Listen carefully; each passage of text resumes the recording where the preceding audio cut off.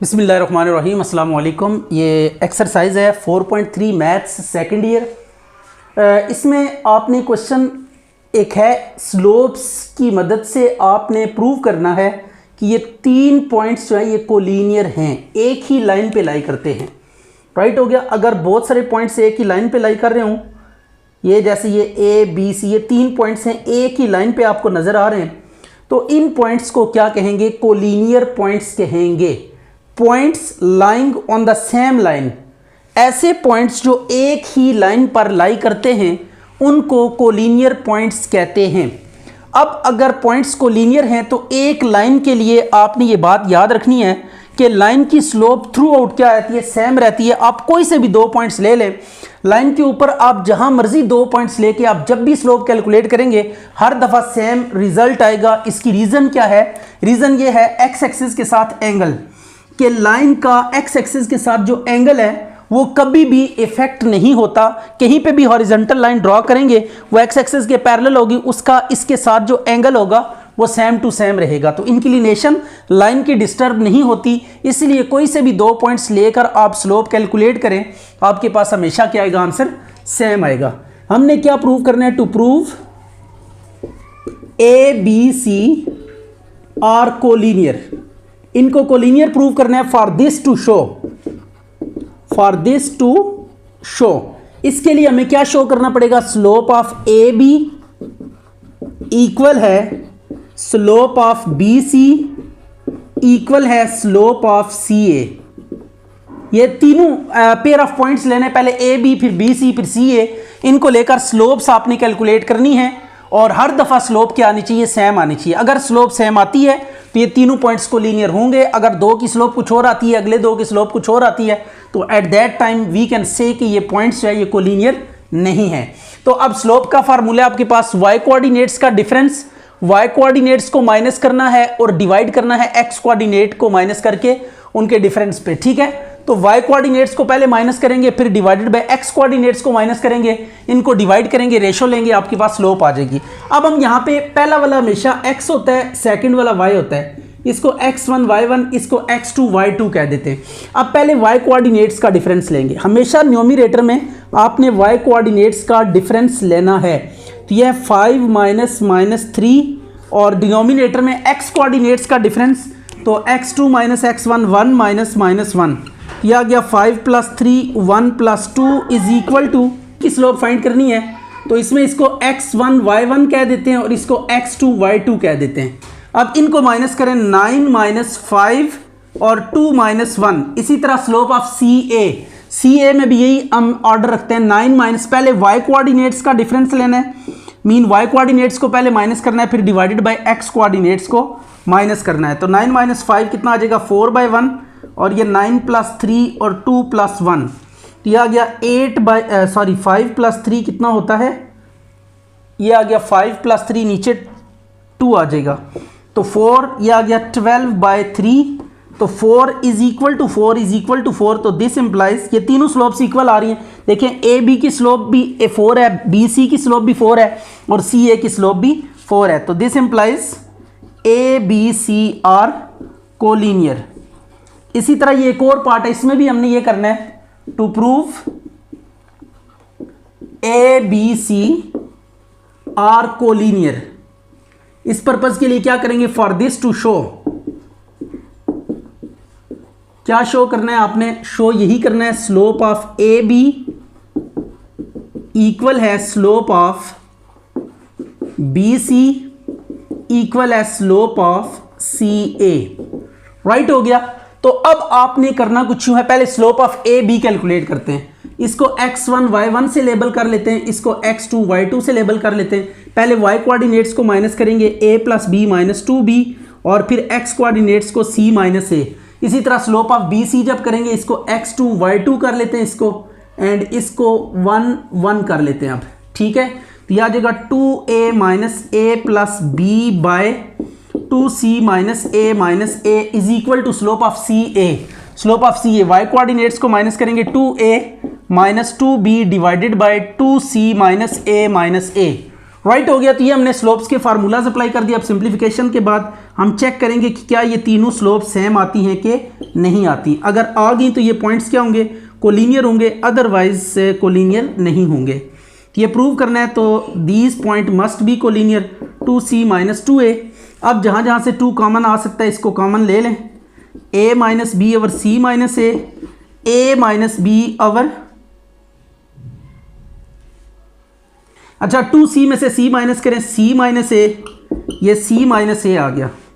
इधर 2 कॉमन ले लें, a minus b over 2 into c minus a, 2 से कैंसिल हो गया तो a minus b over c minus a minus b over c minus a और a minus b over c minus a। तो ये तीनों इक्वल आ रही हैं स्लोप्स, तो this implies a b c are collinear. तो ये भी पॉइंट्स के आगे कोलिनियर आगे।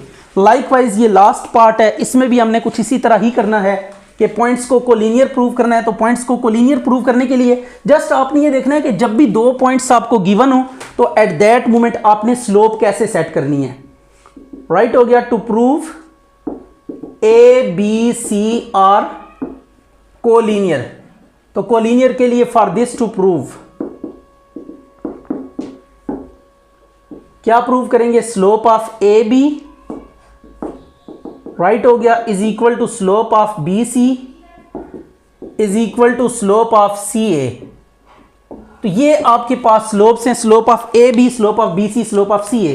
तो अब ए बी की स्लोप ये आएगा x1 y1 x2 y2, ये आ गया 8 minus 6 over 3 minus 4। Slope of B C 10 minus 8। पहले हमेशा y कोऑर्डिनेट्स यानी ऑर्डर्ड पेयर में जो सेकंड एलिमेंट होगा उनको पहले आपस में माइनस करेंगे और फिर फर्स्ट वालों को माइनस करेंगे। 10 माइनस 3 इज इक्वल टू, इसी तरह slope of C A 10 minus 6 और ये आ गया 10 माइनस 4। तो ये 8 माइनस 6 2, 3 प्लस 4, ये आ गया 10 माइनस 8 2 बाई 7 और ये आ गया 4 बाई 14।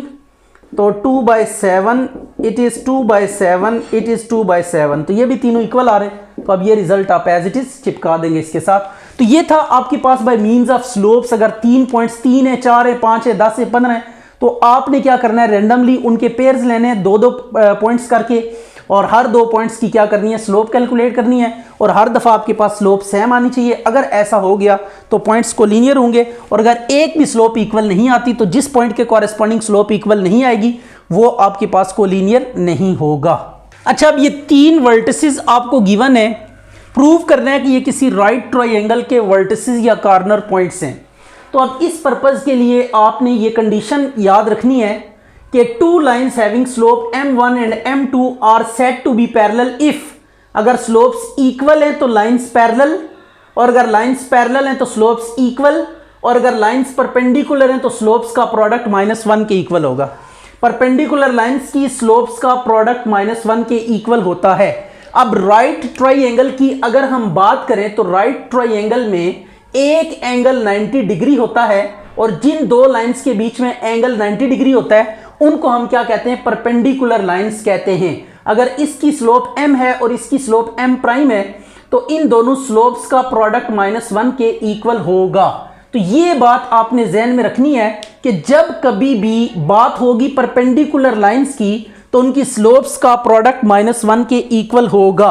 तो राइट ट्राइंगल में एक एंगल 90, जहां पे राइट एंगल होगा वो जो कॉरेस्पॉन्डिंग साइड्स होंगी वो परपेंडिकुलर कहलाएंगी और अगर वो परपेंडिकुलर है तो उनकी स्लोप्स का प्रोडक्ट -1 के इक्वल होगा। अब ये 3 वर्टिसेस आपको गिवन है, मीन कॉर्नर पॉइंट्स गिवन है आपको, इनको लेकर आपने पहले स्लोप्स कैलकुलेट करनी है, उनका बारी बारी प्रोडक्ट लेना है। अगर कोई एक प्रोडक्ट -1 के इक्वल आ गया तो कॉरेस्पॉन्डिंग साइड्स परपेंडिकुलर होंगी। अगर कॉरेस्पॉन्डिंग साइड्स परपेंडिकुलर है तो उनमें एक एंगल राइट एंगल होगा और अगर वो राइट एंगल है तो जो बनने वाली ट्राइंगल होगी that would be right triangle. तो अब सबसे पहले हम क्या करते हैं, स्लोप्स कैलकुलेट करते हैं। स्लोप ऑफ ए बी, इसको m1 का नाम दे देते हैं, फार्मूला इज ओवर देयर, आप देख सकते हैं। इसको आप x1 y1 कह दें, इसको x2 y2 कह दें। y में से पहले हमेशा y को माइनस करना है और डिनोमिनेटर में x में से x को, और ये ऑर्डर डिस्टर्ब नहीं करना। देखें जिसका y कोऑर्डिनेट ऊपर पहले रखेंगे उसी का x कोऑर्डिनेट भी नीचे पहले आएगा। राइट हो गया। देखें 7 पहले आया, y कोऑर्डिनेट पहले आया तो डिनोमिनेटर में ये x कोऑर्डिनेट पहले आएगा। तो ये ऑर्डर को ऊपर नीचे डिस्टर्ब नहीं करना। हाँ, आप पॉइंट कौन सा सिलेक्ट करते हैं पहले, ये आप कर सकते हैं 1 - 7 6 - 2 भी कर सकते हैं, 7 - 1 2 - 6 भी। तो ऑर्डर आप पॉइंट्स का ऑर्डर चेंज कर सकते हैं, लेकिन जब एक दफ़ा पॉइंट को आप सिलेक्ट कर लेंगे तो आफ्टर दैट उसके जो कोऑर्डिनेट्स हैं उनका ऑर्डर आप डिस्टर्ब नहीं कर सकते। तो 6/-4, तो m1 आपके पास आ जाएगा -3/2। अब slope of B C calculate करते हैं। स्लोप ऑफ बी सी, इसका फार्मूला क्या है, m2, और ये आ जाएगा -7 - 7 - 6 - 2, तो it is -14/-8 and it is 7/4। Right हो गया, तो ये आ गया। इसी तरीके से आप तीसरी स्लोप कैलकुलेट करेंगे। 3 साइडें होती हैं, स्लोप ऑफ सी ए। तो सी ए की स्लोप आपने डिटरमिन करनी है। इसका प्रोसीजर क्या है, m3 = -7 - 1 और -6 - 6। तो ये आ गया m3 = -8/-12, तो m3 आ गया 2/3। राइट हो गया। अब हमने बारी बारी इन पेयर्स ऑफ स्लोप्स को लेकर मल्टीप्लाई करना है और देखना है कि क्या कोई पेयर्स का प्रोडक्ट -1 आता है कि नहीं आता। एक आना चाहिए, एक से ज़्यादा अगर आ गए तो देन भी डाउटफुल हो जाएगा, क्योंकि एक एंगल 90 डिग्री होता है राइट ट्रायंगल में, एक से ज़्यादा नहीं होते। यह आ गया -21/8, it is not equal to -1। इसी तरह आपने m2 और m3 को मल्टीप्लाई करना है। ये 7/4 × 2/3, तो it is 14/12, it is again not equal to -1। और फिर m1 को m3 से मल्टीप्लाई करेंगे, -3/2 एंड दिस इज 2/3, ये -1 आ गया m1 × m3। तो अब ये देखें एक परपेंडिकुलर आ गया, तो अब m1 किसकी स्लोप है चेक करें ज़रा। ए बी की स्लोप m1 है और m3 है सी ए की स्लोप। तो हम लिखेंगे A B is perpendicular to C A. Right हो गया, m1 ए बी की स्लोप है और m3 सी ए की स्लोप है। ये परपेंडिकुलर हो गया, तो एक साइड परपेंडिकुलर आ गई, दो साइड ऐसी मिल गई हैं जो परपेंडिकुलर, यानी एक एंगल 90 में मिल गया। तो triangle A B C is right triangle. तो ये आपके पास राइट ट्रायंगल आ गई। अच्छा, अब इस क्वेश्चन में आपको ना एक पैरेललोग्राम है, उसके 3 वर्टिसेस गिवन है ए बी सी। आपने 4th वर्टेक्स फाइंड करना है। हमने लेट कर लिया कि D x Y 4th vertex है, इसको यहाँ पे एंटी क्लॉकवाइज ऑर्डर में इसको लेबल करना है। फिगर को ए बी सी डी, ये एंटी क्लॉकवाइज ऑर्डर में होना चाहिए। अगर आप क्लॉकवाइज में लिखेंगे तो it will be considered as wrong. तो आपने एंटी क्लॉकवाइज ऑर्डर में ये लेबलिंग करनी है ए बी सी की। अब ये पैरेललोग्राम है। पैरेललोग्राम में क्या होता है, जो अपोजिट साइड्स होती हैं उनकी स्लोप्स इक्वल होती हैं। अपोजिट साइड्स पैरेलल और इक्वल होती हैं, तो अपोजिट साइड्स की स्लोप्स क्या होंगी, इक्वल होंगी। तो अब इस केस में चूंकि ये ए बी और सी डी पैरेलल हैं, तो इनकी स्लोप्स को क्या रखना है, हमने इक्वल रखना है। तो अब यहाँ पे लिखेंगे as A B C D is a parallelogram, so slope of A B equal होगी स्लोप ऑफ सी डी के।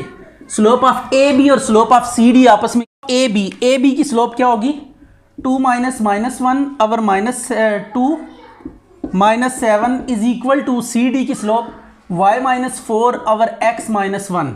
तो यह आ गया 2 + 1 और -9 और y - 4 और x - 1, तो यह आ जाएगा -1/3 इज इक्वल टू y - 4 और x - 1। इसको इधर मल्टीप्लाई करें, -x - 1 is equal to 3y - 12 -x + 1 is equal to 3y - 12।